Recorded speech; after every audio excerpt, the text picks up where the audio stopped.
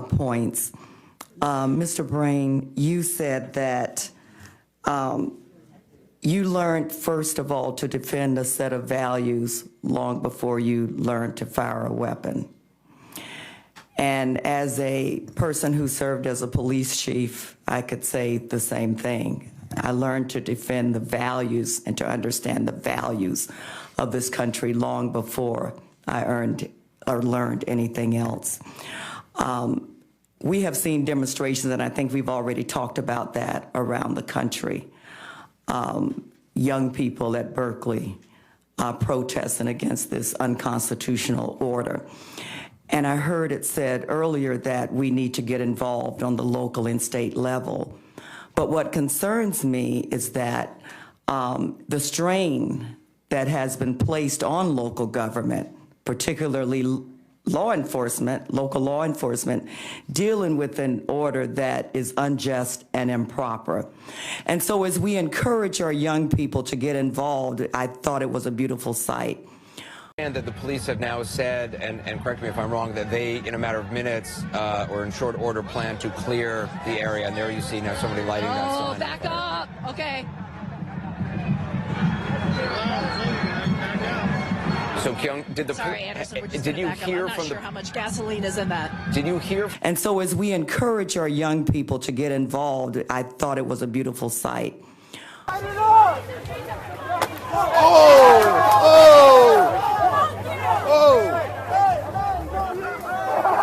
Happened here? Jesus Christ. No, dude, I want you to get your shots. I'll find you. Okay. You fuck with us, we'll fuck with you. And so as we encourage our young people to get involved, I thought it was a beautiful sight.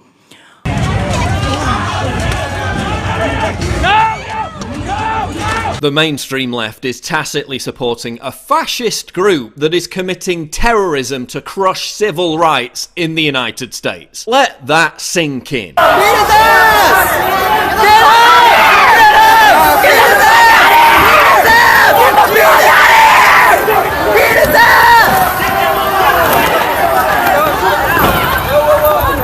And so as we encourage our young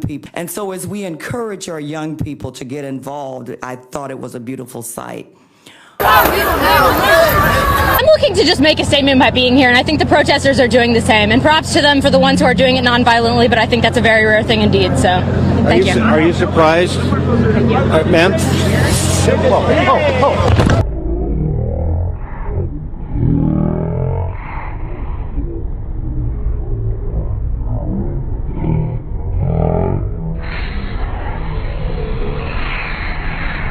This is how they reacted to the beating, the pepper spraying of women, and the violent rioting at UC Berkeley last night. BuzzFeed writer Hannah Jewell. Laughing my ass off, Berkeley.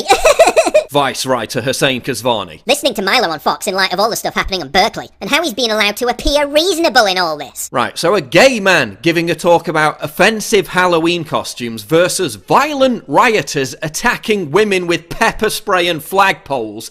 And you're saying Milo is the unreasonable one. MSNBC producer Kyle Griffin. Trump is considering pulling federal funds from UC Berkeley because he's upset about protests over a Breitbart editor. Bludgeoning people with wooden poles because they have a different opinion to you isn't a protest, you utter twat. That's violent assault. Google engineer Adrienne Porterfeld. Last night I got a call from the UC Berkeley Alum Association asking for donations. Wonder if they're psychic. Time to donate, I think. Yeah, time to donate because there's just not enough money to fund vicious attacks on people for exercising their free speech rights, is there? The mayor of Berkeley. Using speech to silence marginalised communities and promote bigotry is unacceptable. Hate speech isn't welcome in our community. But using fists, feet, flagpoles and pepper spray to silence speech, that's tolerant and liberal, Hollywood director Judd Apatow. This is just the beginning.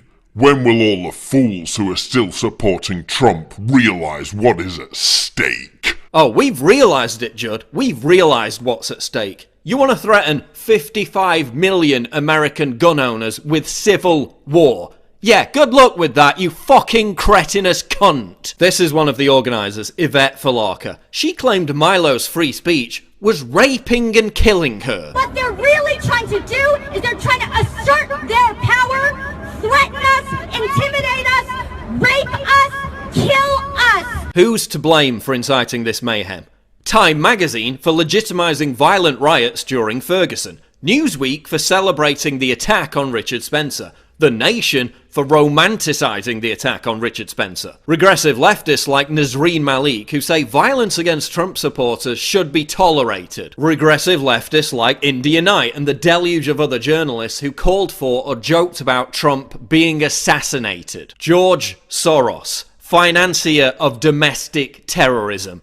Arrest him and confiscate his wealth. Let's put this in perspective. The left is more outraged about Trump's Supreme Court pick, calling his high school club Fascism Forever as a joke back in the 80s, than they are about actual fascists viciously beating innocent people. Oh yeah, and good job, Antifa. So instead of a speech to 200 people, you gave Milo and his message a national media platform that reached millions of people. Well done, idiots! Let's be clear though, Antifa doesn't care how many times you insult them. They don't care that they're loathed by the vast majority of Americans. This is not about attracting support. It's about intimidating people out of exercising their First Amendment right to attend a Milo event. These people are fascists. Antifa also knows that it can rely on the mainstream media to report the fake news that this was a protest. It wasn't a protest, it was a violent riot.